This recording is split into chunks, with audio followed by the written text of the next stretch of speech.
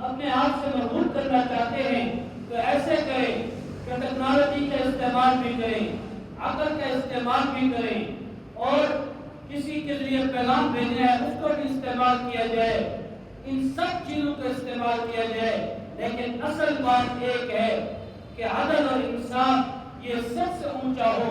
وہ کیسا ہو کہ جیسے حضرت کے معاملے میں کیا، ایک چھوٹے سے پرندے کے اوپر حضرت سلیمان صلی اللہ علیہ وسلم اڑ گئے اور یہ بات کہنے لگے کہ میں تجھے عذاب دوں گا، تکلیف دوں گا۔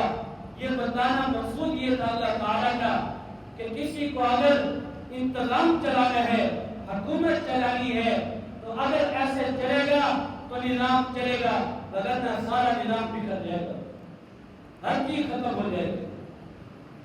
اس سے میرے عزیز محترم دوستوں بزرگوں، اللہ تعالیٰ نے ہمیں یہ ملک بڑی نعمت عطا فرمائی اور اس کے لیے قربانیاں دی گئی۔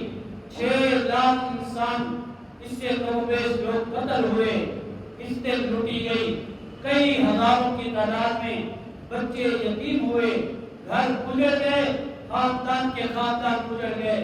ایک بات پر یہ ملک آزاد ہوا تھا کہ لا الہ الا اللہ محمد رسول اللہ کے نعرے پر آزاد ہوا، اور آج سارے کام اس کے برعکس ہو رہے ہیں، سارے کام اس کے برعکس ہو رہے ہیں، اور ہم کہتے ہیں کہ ہمارا ملک ترقی کیوں نہیں کر رہا، ہم کہتے ہیں کہ ہمارے ملک میں زوال کیوں آ رہا ہے۔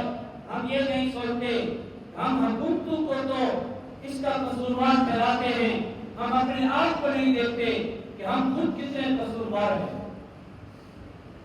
اس لیے اس ملک کی قدردانی یہ ہے کہ ہر ایک آدمی فرد پر یہ ذمہ داری لاگو ہوتی ہے، اس کی ذمہ داری بنتی ہے۔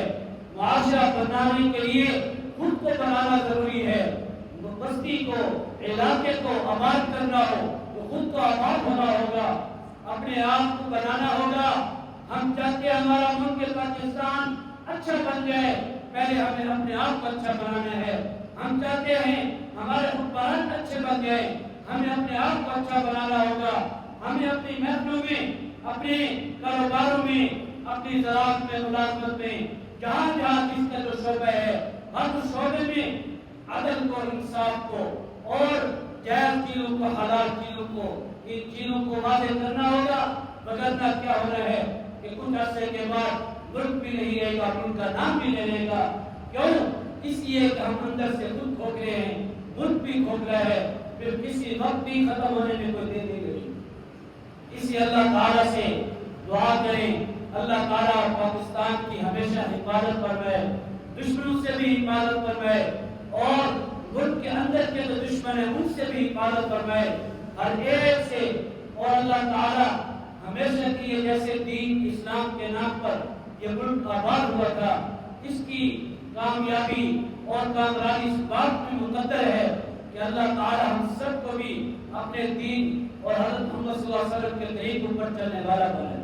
اللہ تعالیٰ عمل کرنے کی توفیق عطا فرمائے۔